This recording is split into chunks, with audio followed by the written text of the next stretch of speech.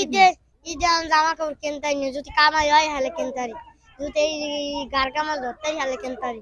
উপরে যারা আছে তারা সবকিছু কিনতে পারছে, ঈদের মার্কেটে সবকিছু করছে, আমরা করতে পারিনি। আব্বু যদি নদীতে যায় তো মাছ পাইলে আব্বু মাছ বিক্রি করে তা টাকা পাইলে তা আব্বু আমাকে অনেক কিছু কিনে দিতে পারবে। সবাই তো ঈদে মাংস খায় আর আমরা খাই মাছ, ডাল, আলু, আমাদের যা গেছে তাই।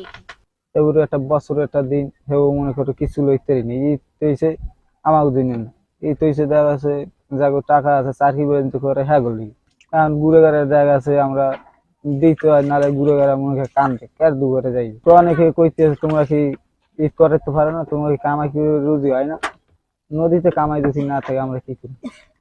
আমাকে কোনো মনে করো ঘর নাই, বাড়ি নেই, জমি নেই, জায়গা নাই, আমরা দেখেছি এই নদী নালায় থাকি। ওয়ালটন আবারও মিলিনিয়ার অফারে ওয়ালটন ফ্রিজ কিনে আপনিও হয়ে যেতে পারেন মিলিয়নিয়ার। মিলিনিয়ার ছড়াছড়ি দেশ জুড়ে, এটা শুধু ওয়ালটেনই পারে। এবছর মাছ কম, কামাই রোজগারও কম, পোলা ভাইনেরও ঈদের পোশাক দিতে পারি নাই, আমরাও ঈদের পোশাক লইতে পারি নাই। আমাকে এই উপায়ে নৌকা দুনে থাই, এই জাল উতা যা করি হেও যায় গিয়া বাইতে পারি না, নদীতে মেঘ বাতাসে মিশিংও নষ্ট হয়ে গেছে। রোজা নামাজও আল্লাহ আমাকে রাখছে, না খাই এখন তো আমরা রোজা নামাজ আমরা করি, এবং মসজিদও আল্লাহ হুকুম মতন আমরা প্রত্যেকদিন যাই।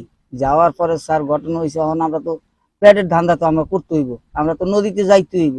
নদীতে গেলে স্যার মেঘ বাতাস সারিয়া দেয়, হেয়ার ভয় যাইতে পারি না, নদীতে গেলেও হইয়ার পর মাছ টাছ পাই না। এই নদীতে গেলে আবার মিশিং টিশিং হাবি যাবি এটি লইয়া নষ্ট হইয়া যায়। এই কোনো সময় এই 500 700 800 এরকম করিয়া বেচলে ওই তেলে খরচ দিয়ে আমাকে কিছু থাকে না। একটা বছর একটা দিন আইছে, তখন যে পোলা ফাইনের কিছু যে এমন কিনিয়া দিমু এই তফিকটা আমার কাছে নাই স্যার। থাকি নদীর ব্যবসা করি, বুঝছেন, পারিনি এখনো পোলা ফাইনের কিছু দিতে, নিজেরা কিছু করতে পারি নাই, এখনো কিছু করতে পারিনি।